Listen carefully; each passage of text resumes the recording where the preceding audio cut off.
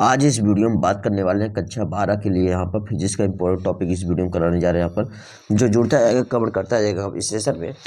चलते आज सेशन हम शुरू करते हैं। यहाँ पर फिजिक्स का कक्षा 12 के लिए बोर्ड एग्जाम फिजिक्स के 10 इंपॉर्टेंट टॉपिक इस वीडियो में बताने वाले हैं। चलते आज सेशन हम शुरू करते हैं। यदि आप लोग हमारे चैनल पर नए हैं, चैनल को लाइक एंड सब्सक्राइब जरूर कीजिएगा। चलते हैं आज सेशन हम शुरू करते हैं। आज जो हमारा फर्स्ट टॉपिक है यहाँ पर विद्युत आवेश, इलेक्ट्रिक चार्ज क्या होता है। यहाँ पर इसकी परिभाषा की हम बात करते हैं। यहाँ पर विद्युत आवेश का वह गुण है जिसके द्वारा कण में जैसे इलेक्ट्रॉन प्रोटॉन कण में जैसे इलेक्ट्रॉन प्रोटॉन विद्युत क्षेत्र में बल उत्पन्न करते हैं। क्या करते हैं? विद्युत क्षेत्र में क्या करते हैं? बल उत्पन्न करते हैं। इसे दो प्रकार के आवेश के रूप में बांटा जा सकता है। इसे दो प्रकार के मतलब यहाँ क्या रहेंगे? दो प्रकार के आवेश के रूप में बांटा जा सकता है। कैसे होंगे वो आवेश, उनको देख लेते हैं। सकारात्मक होगा, सकारात्मक जो रहेगा वो क्या रहेगा? धनात्मक रहेगा, प्लस के रूप में इसे प्रदर्शित करते हैं। और नकारात्मक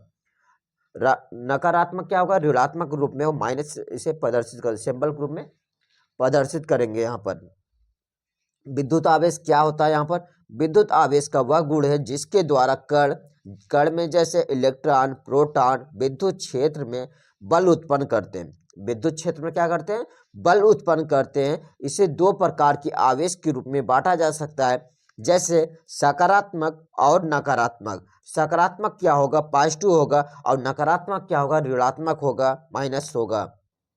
अब इसके पर विद्युत आवेश की परिभाषा की हम पॉइंट टू पॉइंट बात कर लेते हैं। यहाँ पर विद्युत आवेश की परिभाषा, विद्युत आवेश किसी कण जैसे इलेक्ट्रॉन या प्रोटॉन का गुण होता है। क्या होता है? इलेक्ट्रॉन और प्रोटॉन का गुण होता है। इलेक्ट्रॉन क्या होता है? यहाँ पर ऋणात्मक होगा, प्रोटॉन क्या होगा? धनात्मक होगा। यहाँ पर ये गुण होते हैं यहाँ पर। और यह कणों के बीच विद्युत बल उत्पन्न करता है। यह कणों के बीच क्या करता है? विद्युत बल उत्पन्न करता है।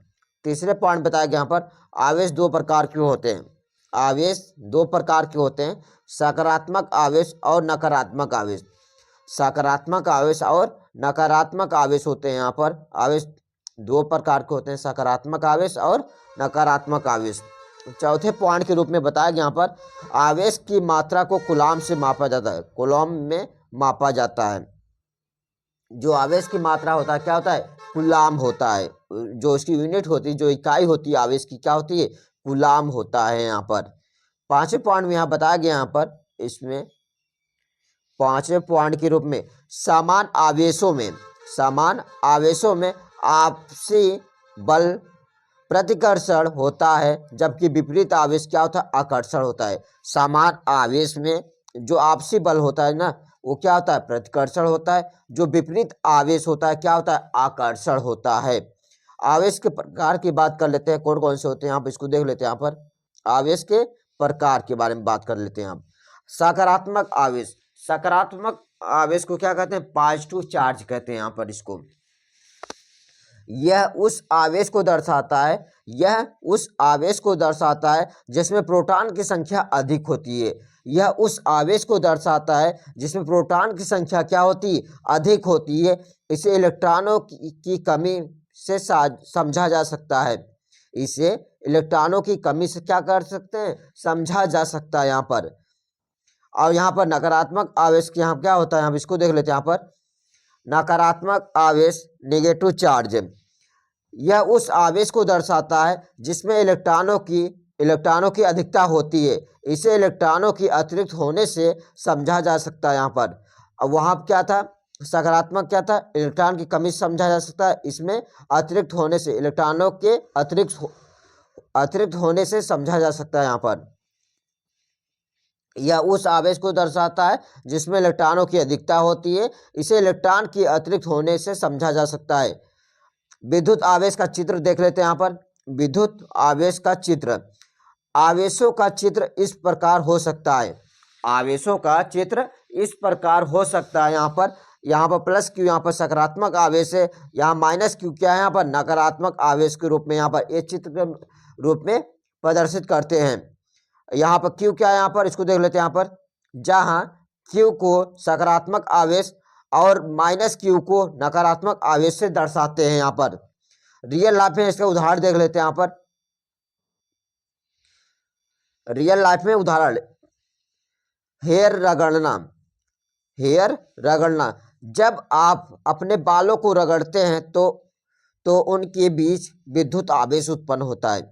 जब आप अपने बालों को रगड़ते हैं तो उनके बीच क्या होता है, विद्युत आवेश उत्पन्न होता है। बालों के बीच समान आवेश होने के कारण एक दूसरे को रिपोल करते हैं। यहाँ पर दूसरा उदाहरण है, यहाँ पर प्लास्टिक रूलर और कागज के टुकड़े। प्लास्टिक रूलर और कागज के टुकड़े, ये क्या होता है इसको देख लेते हैं।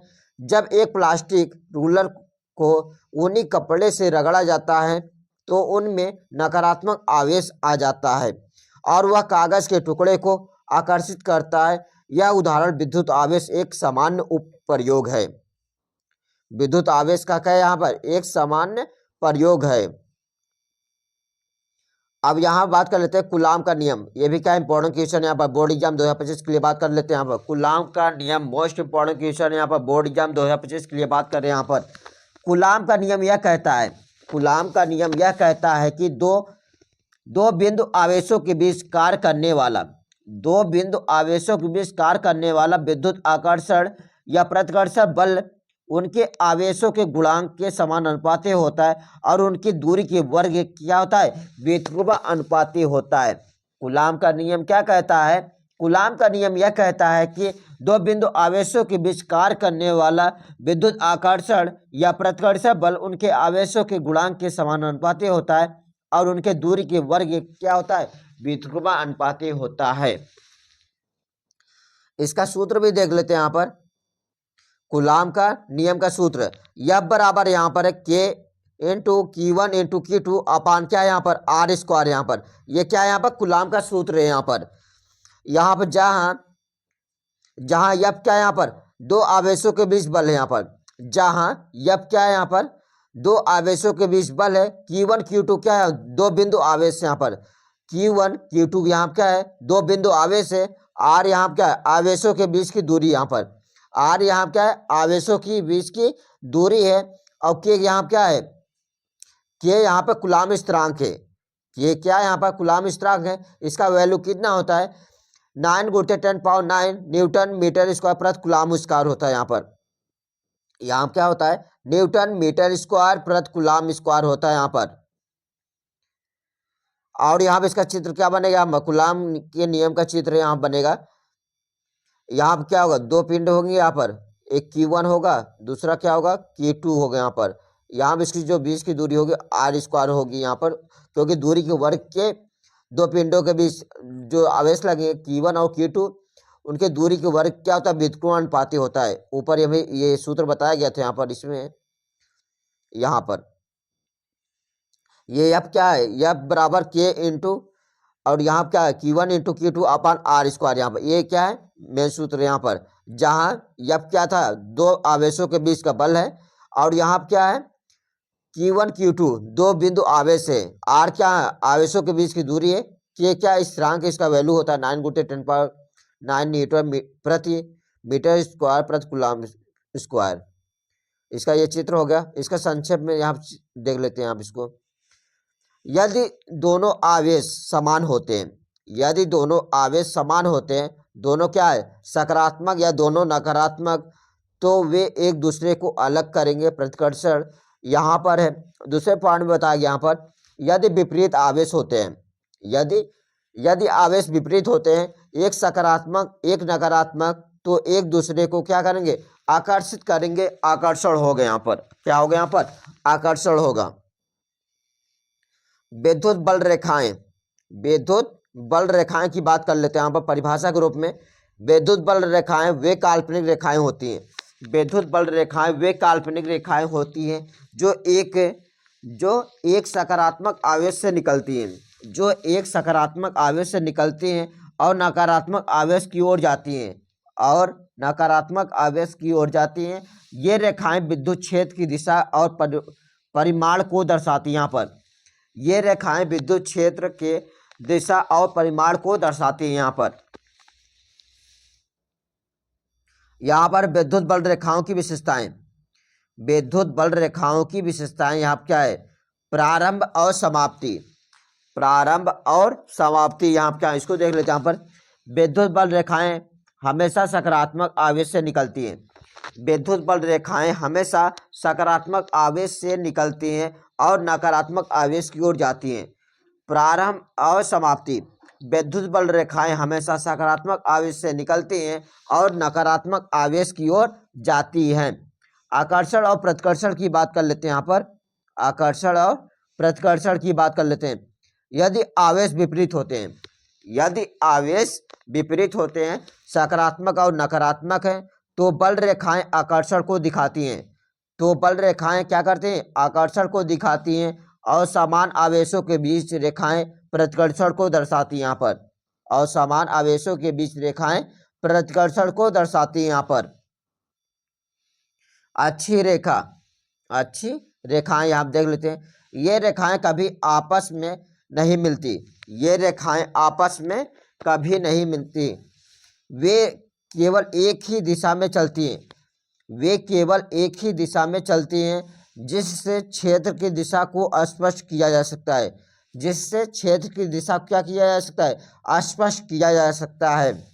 विद्युत बल रेखाओं की संख्या, बल रेखाओं की संख्या यहाँ क्या, इसको देख लेते हैं। यहाँ पर बल रेखाओं की संख्या आवेश परिमाण के समानुपाती होती है। यहाँ पर बल रेखाओं की संख्या आवेश परिमाण के समानुपाती होती है। अधिक आवेश वाले कणों के लिए अधिक रेखाएं होती हैं। बल रेखाओं की संख्या क्या होती है, बल रेखाओं की संख्या आवेश परिमाण की क्या होती है, समानुपाती होती है। अधिक आवेश वाले कणों के लिए अधिक रेखाएं होती हैं। यहाँ पर समान आवेश यहाँ क्या होता है, इसको देख लेते हैं। यहाँ पर समान आवेश, समान आवेशों के बीच विद्युत बल रेखाएं आपस में प्रतिकर्षित करती हैं। समान आवेशों के बीच विद्युत बल रेखाएं, विद्युत बल रेखाएं आपस में क्या करती हैं, प्रतिकर्षित करती हैं, जबकि विपरीत आवेशों के बीच क्या होती है, आकर्षित होती हैं। यहाँ पर विद्युत बल रेखाओं के उपयोग, विद्युत बल रेखाओं का उपयोग, विद्युत क्षेत्र का अध्ययन कैसे करते हैं, यहाँ पर इसको देख लेते हैं। यहाँ पर इन रेखाओं की सहायता से हम किसी क्षेत्र में विद्युत बल की दिशा और परिमाण को आसानी से समझ सकते हैं। यहाँ पर इन रेखाओं की सहायता से हम किसी क्षेत्र में विद्युत बल की दिशा और परिमाण को आसानी से समझ सकते हैं। विद्युत क्षेत्र की ताकत को दर्शाना, रेखाओं की घनता से हम विद्युत क्षेत्र की ताकत का अनुमान लगा सकते हैं। अधिक घनी रेखाएं अधिक ताकतवर क्षेत्र को दर्शाती हैं। यहाँ पर इसके बारे में यहाँ पर बताया गया है। विद्युत बल रेखाओं का चित्र देख लेते हैं। यहाँ पर विद्युत बल रेखाओं का चित्र, एक सकारात्मक आवेश Q1 से रेखाएं बाहर निकलती हैं और नकारात्मक आवेश Q2 की ओर जाती है। यहाँ पर Q1 यहाँ क्या है और Q2 यहाँ पर दो आवेश यहाँ पर चित्र में दिखाया गया। यहाँ पर Q1 पॉजिटिव सकारात्मक आवेश से रेखाएं बाहर निकल रही हैं। यहाँ पर Q1 यहाँ पर सकारात्मक आवेश से रेखाएं बाहर निकल रही हैं। यहाँ पर Q2 यहाँ पर है माइनस नकारात्मक आवेश की ओर रेखाएं जा रही हैं। यहाँ पर नकारात्मक आवेश की ओर रेखाएं जा रही हैं। यहाँ पर इसके बारे में यहाँ पर बताया गया है। इस प्रकार की विद्युत बल रेखाएं विद्युत क्षेत्र की दृश्यात्मक प्रतिनिधित्व होती है। यहाँ पर इस प्रकार विद्युत बल रेखाएं विद्युत क्षेत्र के दिशात्मक प्रतिनिधित्व होती है। यहाँ पर इसके बारे में यहाँ पर बताया गया है। विद्युत द्विध्रुव आघूर्ण, विद्युत द्विध्रुव आघूर्ण को देख लेते हैं। यहाँ पर इसकी परिभाषा को देख लेते हैं। यहाँ पर इसकी परिभाषा को, विद्युत द्विध्रुव आघूर्ण, विद्युत द्विध्रुव आघूर्ण एक विद्युत द्विध्रुव जिसमें दो विपरीत आवेश होते हैं, जिसमें दो विपरीत आवेश होते हैं के गुणांक को दर्शाता है। यह द्विध्रुव के आकार और आवेशों के बीच दूरी के गुणनफल के रूप में परिभाषित होता है। विद्युत द्विध्रुव आघूर्ण एक विद्युत द्विध्रुव जिसमें दो विपरीत आवेश होते हैं के गुणांक को दर्शाता है। यह द्विध्रुव के आकार और आवेशों के बीच दूरी के गुणनफल के रूप में परिभाषित होता है। विद्युत द्विध्रुव आघूर्ण की परिभाषा, विद्युत द्विध्रुव आघूर्ण की परिभाषा, इसको देख लेते हैं यहाँ पर द्विध्रुव के बारे में। एक विद्युत द्विध्रुव दो समान और विपरीत आवेशों पॉजिटिव और निगेटिव से मिलकर बनता है, जो एक निश्चित दूरी पर स्थित होते हैं। यहाँ पर जो एक निश्चित दूरी पर क्या होते हैं, स्थित होते हैं। यहाँ पर इसको देख लेते हैं। यहाँ पर द्विध्रुव के एक बार दोबारा बता देते हैं परिभाषा को। द्विध्रुव एक विद्युत द्विध्रुव दो समान और विपरीत आवेशों पॉजिटिव और निगेटिव से मिलकर बनता है, जो एक निश्चित दूरी पर क्या होते हैं, स्थित होते हैं। आघूर्ण के बारे में बात कर लेते हैं। यहाँ पर विद्युत द्विध्रुव आघूर्ण यहाँ पर है पी की परिभाषा। यहाँ पर है पी बराबर क्या होगा, क्यू इंटू डी होगा। यहाँ पर क्यू क्या है, आवेश है। डी यहाँ क्या है, दोनों आवेशों के बीच की दूरी के वेक्टर दिशा सहित है। यहाँ पर ऊपर क्या लगा हुआ है, जो ये तीर लगा हुआ है, क्या वेक्टर को प्रदर्शित करता है। यहाँ पर सिंबल को प्रदर्शित करता है। यहाँ पर इसकी विशेषता देख लेते हैं। विद्युत द्विध्रुव आघूर्ण की विशेषताएं। दूरी और दिशा। आघूर्ण का मान और दिशा दोनों महत्वपूर्ण होते हैं। आघूर्ण का मान दिशा दोनों महत्वपूर्ण होते हैं। यह आवेशों के बीच की दूरी उनके संकेत पर निर्भर करता है। दूरी और दिशा। आघूर्ण का मान और दिशा दोनों महत्वपूर्ण होते हैं। यह आवेशों के बीच दूरी और उनके संकेत पर निर्भर करता है। आघूर्ण की दिशा। आघूर्ण की दिशा इसको देख लेते हैं। यह पॉजिटिव आवेश से नेगेटिव आवेश की दिशा में होता है। यह पॉजिटिव आवेश से नेगेटिव आवेश की दिशा में होता है। तीसरे पॉइंट बताया गया यहाँ पर समान और विपरीत आवेशों के बीच की दूरी। समान और विपरीत आवेशों के बीच की दूरी। अधिक दूरी और अधिक आवेश होने से विद्युत द्विध्रुव आघूर्ण बड़ा होता है। समान और विपरीत आवेशों के बीच की दूरी। अधिक दूरी और अधिक आवेश होने से विद्युत द्विध्रुव आघूर्ण क्या होता है, बड़ा होता है। विद्युत द्विध्रुव आघूर्ण का उपयोग। विद्युत द्विध्रुव आघूर्ण का उपयोग, इसको देख लेते हैं। यहाँ पर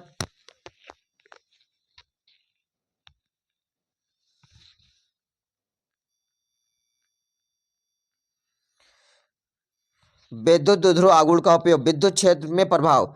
विद्युत द्विध्रुव आघूर्ण का उपयोग यह समझने में होता है कि एक द्विध्रुव एक बाहरी विद्युत क्षेत्र में किस प्रकार प्रतिक्रिया करेगा। विद्युत द्विध्रुव आघूर्ण का उपयोग यह समझने में होता है कि द्विध्रुव एक बाहरी विद्युत क्षेत्र में किस प्रकार प्रतिक्रिया करेगा। पोलराइजेशन। पोलराइजेशन क्या होता है यहाँ पर, विद्युत द्विध्रुव आघूर्ण सामग्री के पोलराइजेशन को निर्धारित करता है। क्या करता है यहाँ पर, पोलराइजेशन को निर्धारित करता है, जो अणुओं के इलेक्ट्रॉनिक संरचना को प्रभावित करता है। जो अणुओं के इलेक्ट्रॉनिक संरचना क्या करता है, प्रभावित करता है। संवेदनशीलता का अध्ययन। आघूर्ण का उपयोग पदार्थ की विद्युत संवेदनशीलता को समझने में भी किया जाता है। संवेदनशीलता का अध्ययन में आघूर्ण का उपयोग पदार्थ की विद्युत संवेदनशीलता को समझने में भी किया जाता है। विद्युत द्विध्रुव आघूर्ण का चित्र।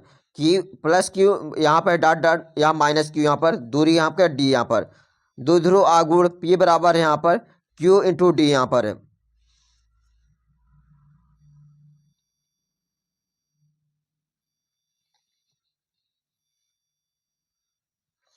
P बराबर यहाँ क्यू इंटू डी यहाँ पर है।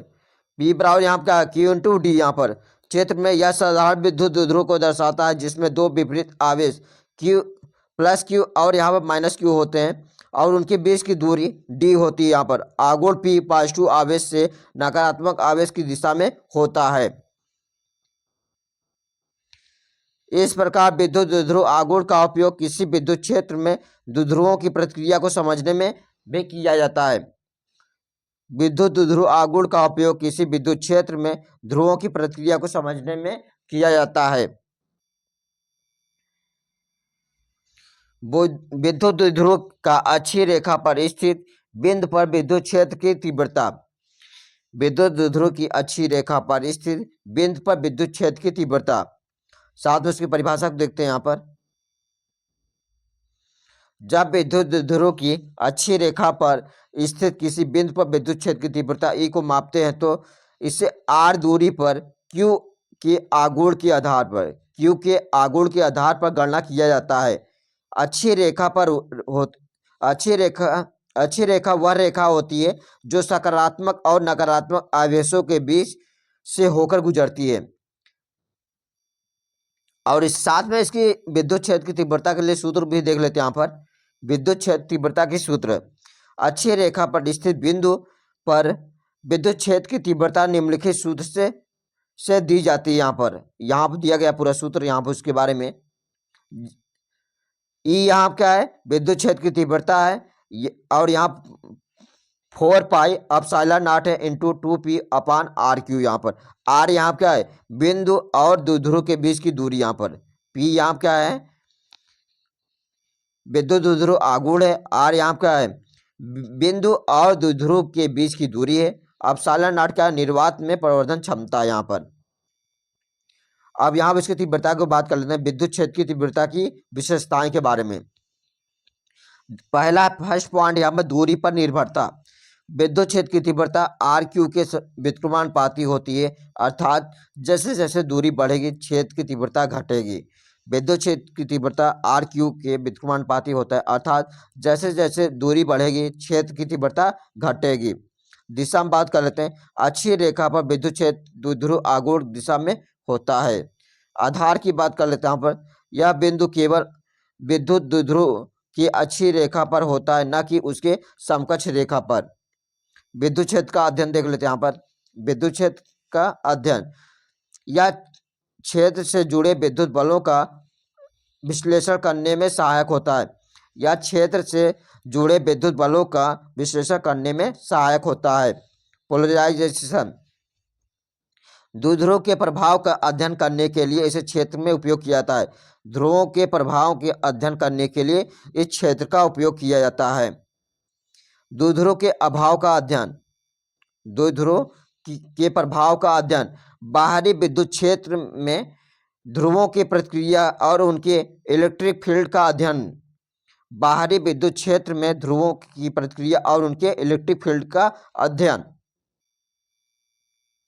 यहाँ क्या है, प्लस Q, यहाँ क्या है, यहाँ माइनस Q। यहाँ पर अच्छी रेखा, यहाँ पर यह क्या है, R है। यहाँ पर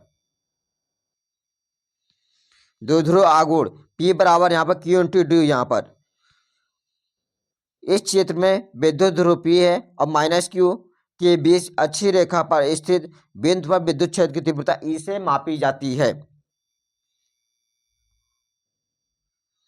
विद्युत द्विध्रुव की निरक्षी रेखा पर स्थित बिंदु पर विद्युत क्षेत्र की तीव्रता। अगला हमारा जो टॉपिक यहाँ पर, विद्युत द्विध्रुव की निरक्षी रेखा पर स्थित बिंदु पर विद्युत क्षेत्र की तीव्रता। साथ में इसकी परिभाषा को देखते हैं यहाँ पर। जब विद्युत द्विध्रुव की निरक्षी रेखा पर स्थित किसी बिंदु पर विद्युत क्षेत्र की तीव्रता E से मापी जाती है तो यह वह रेखा होती है जो द्विध्रुव के दोनों आवेशों के बीच समकोण पर होती है।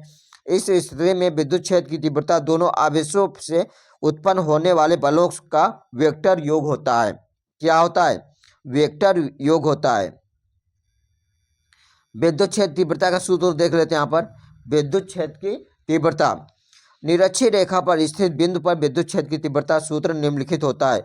E बराबर क्या होगा, 1/4 epsilon not P upon RQ। यहाँ क्या है, E यहाँ पर है विद्युत क्षेत्र की तीव्रता, P यहाँ क्या है, विद्युत द्विध्रुव आघूर्ण है, R यहाँ क्या है, बिंदु और द्विध्रुव के बीच की दूरी है, एप्सिलॉन नॉट क्या है, निर्वात में प्रवर्धन क्षमता। यहाँ पर विद्युत क्षेत्र की तीव्रता की विशेषताएं यहाँ क्या, इसको देख लेते हैं। विद्युत क्षेत्र तीव्रता की विशेषताएं। दूरी पर निर्भरता। विद्युत क्षेत्र की तीव्रता RQ के व्युत्क्रमानुपाती होता है। जैसे जैसे दूरी बढ़ेगी विद्युत क्षेत्र की तीव्रता घटेगी। समांतर दिशा, यहाँ पर इसको देख लेते हैं। यहाँ पर निरक्षी रेखा पर विद्युत क्षेत्र की दिशा केवल उसके द्विध्रुव आघूर्ण यहाँ P वेक्टर के समान होता है। यहाँ पर कंपाउंडिंग बल, दोनों आवेशों से उत्पन्न होने वाले विद्युत क्षेत्र बल का योग होता है और इनका परिमाण क्या होता है, दोनों बलों के प्रभाव को दर्शाता है। इसका उपयोग देख लेते हैं। विद्युत क्षेत्र का विश्लेषण, विद्युत क्षेत्र का विश्लेषण, यह द्विध्रुव के विद्युत क्षेत्र का अध्ययन करने में सहायक होता है। यह द्विध्रुव विद्युत क्षेत्र अध्ययन करने में क्या होता है, सहायक होता है, खासकर निरक्षीय रेखा पर। दूसरे पॉइंट बताया यहाँ पर पोलराइजेशन और यहाँ पर रोटेशन। विद्युत द्विध्रुव के प्रभाव को समझने के लिए इस क्षेत्र का उपयोग किया जाता है, जैसा कि पोलराइजेशन और यहाँ पर है मोमेंटम का अध्ययन। विद्युत द्विध्रुव के प्रभाव को समझने के लिए इस क्षेत्र का उपयोग किया जाता है, जैसे कि पोलराइजेशन और मोमेंटम का अध्ययन। तीसरे पॉइंट बताया यहाँ पर ध्रुवों के व्यवहार का अध्ययन। यह बाहरी विद्युत क्षेत्र में द्विध्रुवों के व्यवहार को समझने में सहायक होता है।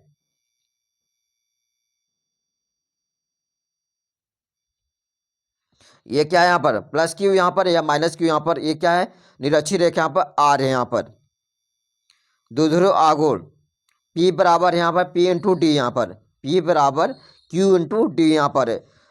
इस क्षेत्र में विद्युत द्विध्रुव प्लस क्यू और यहाँ पर माइनस क्यू के बीच निरक्षीय रेखा पर स्थित बिंदु विद्युत क्षेत्र की तीव्रता से मापी जाती है।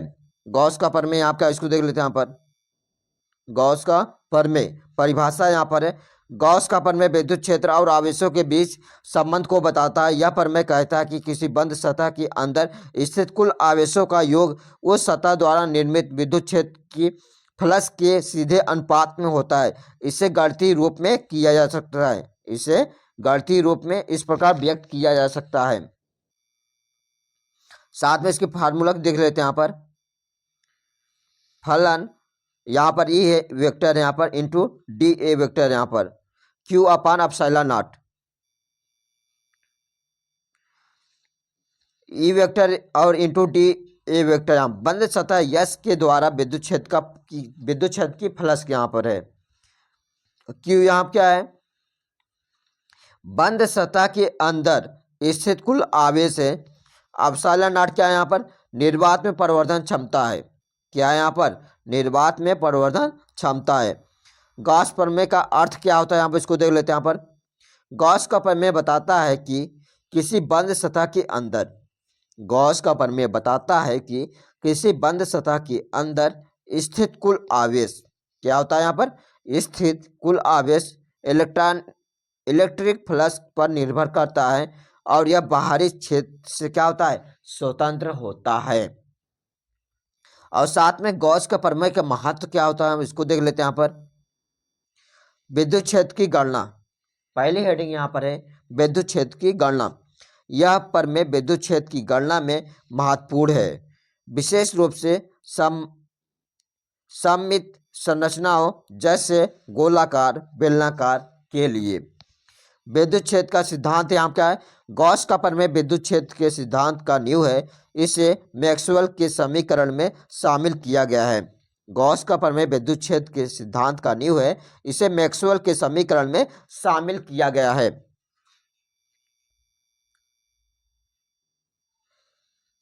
सममित संरचनाओं में प्रयोग, सममित संरचनाओं में प्रयोग। यह प्रमेय विशेष रूप से उच्च सममित संरचनाओं जैसे गोलाकार आवेश वितरण, बेलनाकार चार्ज वितरण आदि में क्या है, उपयोगी है। गॉस के प्रमेय का प्रयोग यहाँ देख लेते हैं। आप इसको पहले पॉइंट बताया गोलाकार आवेश वितरण। गॉस का प्रमेय गोलाकार आवेश वितरण में विद्युत क्षेत्र की गणना करने में क्या होता है, सहायक होता है। दूसरे पॉइंट बताया यहाँ पर समान आवेश वितरण। समान आवेश वितरण किसी समान रूप से आवेशित बंद सतह पर गॉस का प्रमेय लागू होता है। किसी समान रूप से आवेशित बंद सतह पर गॉस का प्रमेय लागू होता है, जैसे कंडक्टर या इंसुलेटर पर। क्या यहाँ पर, जैसे कंडक्टर या इंसुलेटर पर। तीसरे पॉइंट पे यहाँ पर है किसी आवेशित कंडक्टर के विद्युत क्षेत्र का निर्धारण। गॉस का प्रमेय कंडक्टर के अंदर बाहर के विद्युत क्षेत्र को निर्धारित करने में क्या होता है, सहायक होता है। क्या होता है यहाँ पर, सहायक होता है। गॉस का प्रमेय का चित्र यहाँ देख लेते हैं। इसको यहाँ क्या है, डॉट डॉट, यहाँ क्या है, इसको दिया गया यहाँ पर। ये एक क्या है, सतह के रूप में, ये क्या है, क्यू यहाँ पर है, उसके बंद सतह पर। ई यहाँ क्या है, विद्युत क्षेत्र यहाँ पर, और यहाँ पर क्या है, और फ्लक्स यहाँ पर क्यू यहाँ क्या है, इसको देख लेते हैं। यहाँ पर क्यू यहाँ पे बंद सतह के अंदर कुल आवेश है। यहाँ पर है फलन E vector into D A vector, विद्युत क्षेत्र की फ्लक्स यहाँ पर सतह द्वारा उत्पन्न है। यहाँ पर है गॉस का प्रमेय संपूर्ण विद्युत क्षेत्र और उस क्षेत्र में स्थित आवेशों के बीच संबंध को स्थापित करता है, और यहाँ पर सममितीय संरचनाओं में विद्युत क्षेत्र की गणना में क्या होता है, महत्वपूर्ण होता है। अनंत विस्तार के रेखीय आवेश के कारण विद्युत क्षेत्र की तीव्रता, अनंत विस्तार के रेखीय आवेश के कारण विद्युत क्षेत्र की तीव्रता। साथ में इसकी परिभाषा को देखते हैं। यहाँ पर जब किसी अनंत लंबाई वाले रेखीय आवेश से विद्युत क्षेत्र उत्पन्न होता है, जब किसी अनंत लंबाई वाले रेखीय आवेश से विद्युत क्षेत्र उत्पन्न होता है, तो उस रेखीय आवेश के कारण किसी बिंदु पर विद्युत क्षेत्र की तीव्रता ई का मान गणना की जाती है। अनंत रेखीय आवेश को एक ऐसी रेखा के रूप में देखा जाता है जिस पर आवेश समान रूप से वितरित होता है और किसी बिंदु पर उत्पन्न विद्युत क्षेत्र को प्रभावित करता है। क्या करता है, यहाँ पर उत्पन्न विद्युत क्षेत्र को क्या करता है, प्रभावित करता है। विद्युत क्षेत्र तीव्रता का सूत्र, विद्युत क्षेत्र तीव्रता का सूत्र यदि किसी अनंत लंबाई वाले रेखीय आवेश का घनत्व यहाँ पर लैम्डा है, जो कि आवेश प्रति इकाई लंबाई होता है, और r दूरी पर स्थित किसी बिंदु पर विद्युत क्षेत्र की तीव्रता ई है, तो इस प्रकार होगी। यहाँ पर ई बराबर क्या है, यहाँ पर 2k लैम्डा अपान क्या है, r। यहाँ पर हम देख लेते हैं इसको। ई बराबर यहाँ क्या है, विद्युत क्षेत्र की तीव्रता, के यहाँ क्या है, कूलाम स्थिरांक है, यहाँ लैम्डा क्या है, रेखीय आवेश घनत्व, कुल आवेश प्रति इकाई लंबाई यहाँ पर है, आर यहाँ क्या है, बिंदु और आवेश के बीच की क्या है, दूरी। यहाँ पर विद्युत क्षेत्र तीव्रता की विशेषताएं यहाँ क्या, इसको देख लेते हैं। यहाँ पर दूरी पर निर्भरता, विद्युत क्षेत्र की तीव्रता आर के व्युत्क्रमानुपाती होता है, अर्थात जैसे जैसे बिंदु और रेखीय आवेश के बीच की दूरी बढ़ेगी, क्षेत्र की तीव्रता भी क्या होगी, घटेगी। दिशा यहाँ क्या, इसको देख लेते हैं। यहाँ पर विद्युत क्षेत्र रेखीय आवेश से बाहर की दिशा में होता है और रेखा के प्रति समकोण होता है। विद्युत क्षेत्र रेखीय आवेश से क्या होता है, बाहर की दिशा में होता है और रेखा के प्रति समकोण होता है। अवधि यहाँ क्या होता है, यह सूत्र अनंत लंबाई वाले रेखीय आवेश के लिए सही होता है। यह सूत्र अनंत लंबाई वाले रेखीय आवेश के लिए क्या होता है, सही होता है। यदि आवेश की लंबाई सीमित हो तो क्षेत्र की तीव्रता उन विधियों से निर्धारित किया जाता है। साथ में इसका उपयोग देखते हैं। यहाँ पर विद्युत क्षेत्र की गणना, यह सूत्र अनंत रेखीय आवेश के कारण उत्पन्न विद्युत क्षेत्र की तीव्रता की गणना करने में उपयोगी होता है। विद्युत क्षेत्र में यहाँ क्या करते हैं गणना में, यह सूत्र अनंत रेखीय आवेश के कारण उत्पन्न विद्युत क्षेत्र की तीव्रता की गणना करने में क्या होता है, उपयोगी होता है। और यहाँ समान आवेश वितरण में इस प्रकार के विद्युत क्षेत्र का उपयोग उन परिस्थितियों में किया जाता है जहाँ आवेश समान रूप से क्या होता है, वितरित होते हैं, जैसे लंबाई तारों या क्या होता है, केबलों में। इलेक्ट्रोस्टैटिक्स के अध्ययन में इसको देखते हैं। यहाँ पर इलेक्ट्रोस्टैटिक्स के अध्ययन में यह रेखीय आवेश विद्युत क्षेत्र के सिद्धांतों के अध्ययन में सहायक होते हैं। यह रेखीय आवेश विद्युत क्षेत्र के सिद्धांतों के अध्ययन में क्या होता है, सहायक होते हैं, जैसे लाइन चार्ज, आसपास के क्षेत्रों की विश्लेषण। यहाँ पर इसको देख लेते हैं। यहाँ पे क्या है, अनंत रेखीय आवेश है। यहाँ क्या रेखीय आवेश से निकलता विद्युत, ई यहाँ क्या विद्युत क्षेत्र है, आर यहाँ क्या है, दूरी। यहाँ पर चित्र में आप इसको देखते हैं। यहाँ पर चित्र में रेखीय आवेश यहाँ लैम्डा एक अनंत लंबाई की रेखा के रूप में, यहाँ पर रेखीय लैम्डा यहाँ पर एक अनंत लंबाई की रेखा के रूप में है। यहाँ पर क्या है, यहाँ पर विद्युत क्षेत्र की तीव्रता है जो रेखा से बाहर की दिशा में होती है। विद्युत क्षेत्र की तीव्रता है जो रेखा से बाहर की दिशा में होती है। यहाँ पे थर्ड पॉइंट पे यहाँ पर है आर वह दूरी है जो रेखीय आवेश से विद्युत क्षेत्र के उस बिंदु तक होती है। यहाँ पर आर वह दूरी है जो रेखीय आवेश से विद्युत क्षेत्र उस बिंदु तक है।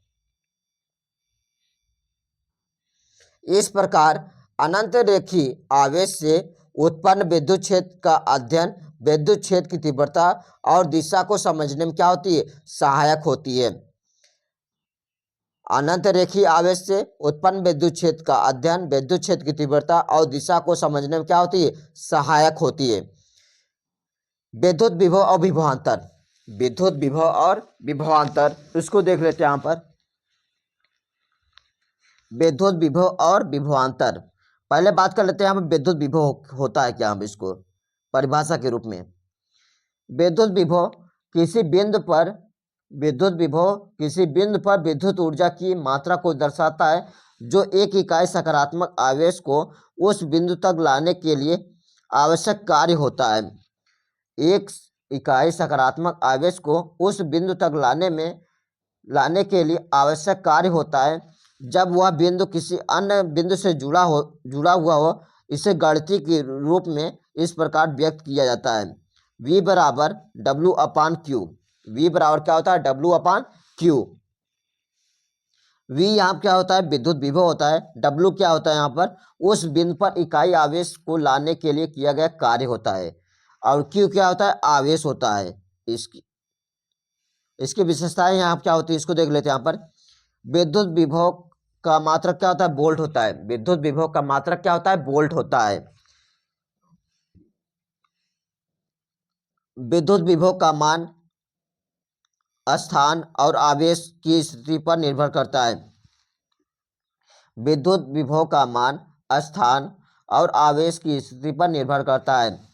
तीसरे पॉइंट बताया गया यहाँ पर विद्युत विभव स्केलर मात्रक होता है, अर्थात इसमें दिशा नहीं होती। विद्युत विभवांतर परिभाषा बात करते हैं। यहाँ पर विद्युत विभवांतर दो बिंदुओं के बीच विद्युत विभव का अंतर है। यह उस कार्य की मात्रा को दर्शाता है जो एक इकाई आवेश को एक बिंदु से दूसरे बिंदु तक स्थानांतरित करने के लिए आवश्यक होता है। इसे इस प्रकार व्यक्त किया जा सकता है, डेल्टा V बराबर VV माइनस VA बराबर W/Q है। यहाँ पर जहाँ डेल्टा V क्या है, विद्युत विभवांतर। यहाँ पर डेल्टा V यहाँ क्या है, विद्युत विभवांतर है। यहाँ पर है VB और यहाँ V है। यहाँ बिंदु B और A पर विद्युत विभव। W यहाँ क्या है, उस बिंदु पर कार्य है। Q क्या है, यहाँ पर इकाई आवेश है। यहाँ पर विशेषताएं यहाँ क्या है, विद्युत विभवांतर का मात्रक भी क्या होता है, वोल्ट होता है। विद्युत विभवांतर का मात्रक भी क्या होता है, वोल्ट है। यहाँ पर दूसरे पॉइंट बताया गया, यहाँ पर यह किसी दो बिंदुओं के बीच विद्युत विभव का अंतर दर्शाता है। यह किसी दो बिंदुओं के बीच विद्युत विभव का अंतर को दर्शाता है। तीसरे पॉइंट बताया गया, यहाँ पर विद्युत विभवांतर को स्केलर मात्रक माना जाता है। विद्युत विभवांतर को स्केलर मात्रक माना जाता है और इसका कोई दिशा नहीं होती। और इसका कोई क्या होता है, दिशा नहीं होती। इसके उपयोग की बात करते हैं हम विद्युत उपकरणों में। विद्युत विभव और विभवांतर का उपयोग विद्युत शक्तियों उपकरणों जैसे बैटरियों, कंडक्टर और यहाँ पर सर्किटों में होता है। विद्युत विभव और विभवांतर का उपयोग विद्युत शक्ति उपकरणों जैसे बैटरियों, कंडक्टर और सर्किटों में होता है। विद्युत क्षेत्र और कार्य। विद्युत विभव से कार्य और ऊर्जा की गणना की जा सकती है। विद्युत विभव से कार्य और ऊर्जा की गणना की जा सकती है, विशेषकर जब एक आवेश को किसी बिंदु से दूसरे बिंदु पर स्थानांतरित किया जाता है। विद्युत प्रवाह की बात करते हैं। विद्युत विभवांतर और यहाँ विद्युत विभव का उपयोग के नियम को समझने में किया जाता है। विद्युत विभवांतर और विद्युत विभव का उपयोग के नियम को समझने में किया जाता है, जिसमें हम विद्युत प्रवाह का निर्धारण कर सकते हैं। चित्र में यहाँ पर V यहाँ क्या है, विद्युत विभव, यहाँ पर ये क्या है, यहाँ पर विद्युत विभव यहाँ डाटा दिखाई दे रहा है यहाँ पर। और यहाँ पर है बिंदु A बिंदु B, एक यहाँ बिंदु A है, बिंदु B भी यहाँ पर है। यहाँ क्या है, delta V, V minus VA, ये क्या है, विभवांतर में अंतर देखने को मिल रहा है यहाँ पे, इसको देख लेते हैं। यहाँ पर VA और VB, बिंदु A और B पर विद्युत विभव, डेल्टा V बराबर क्या है, VB माइनस VA, विद्युत विभवांतर है जो इन दोनों बिंदुओं के बीच क्या होता है, अंतर को दर्शाता है, जो इन दोनों बिंदुओं के बीच क्या करता है, अंतर को दर्शाता है। इसका निष्कर्ष देख लेते हैं यहाँ पर। विद्युत विभव एक बिंदु पर स्थित किसी आवेश के लिए आवश्यक ऊर्जा को दर्शाता है। विद्युत विभव एक बिंदु पर स्थित किसी आवेश के लिए आवश्यक ऊर्जा को दर्शाता है। दूसरे पॉइंट बात कर लेते हैं यहाँ पर। विद्युत विभवांतर दो बिंदुओं के बीच विद्युत विभव का अंतर है जो किसी आवेश एक बिंदु से दूसरे बिंदु तक स्थानांतरित करने के लिए किया गया कार्य को दर्शाता है। इलेक्ट्रॉन वोल्ट परिभाषा दे लेते हैं यहाँ पर। इलेक्ट्रॉन वोल्ट ऊर्जा की एक इकाई है। इलेक्ट्रॉन वोल्ट ऊर्जा क्या है, एक इकाई है जो एक इलेक्ट्रॉन द्वारा एक वोल्ट के विद्युत विभव को गिराने पर प्राप्त ऊर्जा को दर्शाती है। इसे गणितीय रूप में निम्न प्रकार व्यक्त किया जा सकता है। एक इलेक्ट्रॉन वोल्ट बराबर मान क्या होता है यहाँ पर 1.602 10⁻⁻⁰ जूल होता है। यहाँ पर एक इलेक्ट्रॉन वोल्ट के लिए क्या है, ये मान होता है। यहाँ पर एक इलेक्ट्रॉन वोल्ट बराबर कितना होता है, 1 इलेक्ट्रॉन वोल्ट होता है। 1 जूल बराबर कितना होता है, 1 जूल होता है। यहाँ पर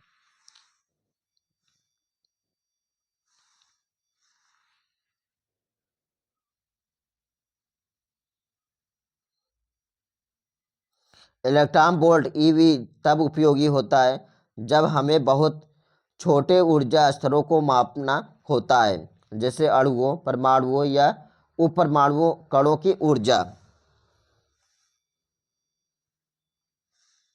विशेषताएं। स्केलर मात्रक। इलेक्ट्रॉन वोल्ट एक स्केलर मात्रक होता है जिसका कोई दिशा नहीं होती। इलेक्ट्रॉन वोल्ट एक स्केलर मात्रक है जिसका कोई दिशा नहीं होती। ऊर्जा की माप।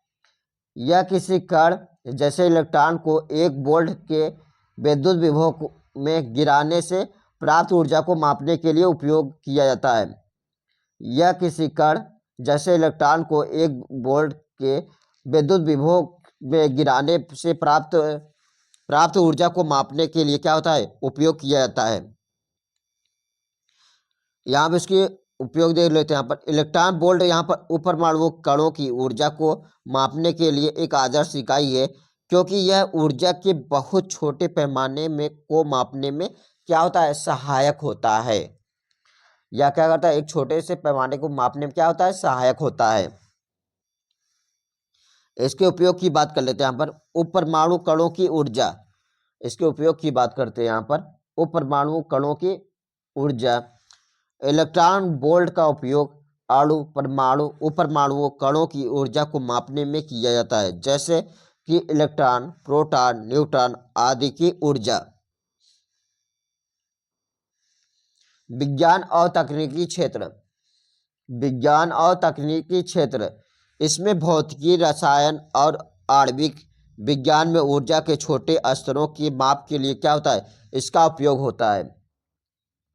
विज्ञान में ऊर्जा के छोटे स्तरों की माप के लिए इसका उपयोग होता है। द्रव्यमान ऊर्जा संबंध। द्रव्यमान ऊर्जा संबंध। इलेक्ट्रॉन वोल्ट का उपयोग। इलेक्ट्रॉन वोल्ट का उपयोग द्रव्यमान ऊर्जा संबंध ई बराबर क्या होता है, mc² होता है। यहाँ पर में भी किया जाता है, खासकर जब परमाणु और उपपरमाणु कणों का ऊर्जा का निर्धारण किया जाता है। संवेदनशीलता। संवेदनशील उपकरण, इसमें इलेक्ट्रॉन वोल्ट का उपयोग अर्धचालक उपकरण, लेजर और त्वरक में कणों की ऊर्जा को मापने के लिए किया जाता है।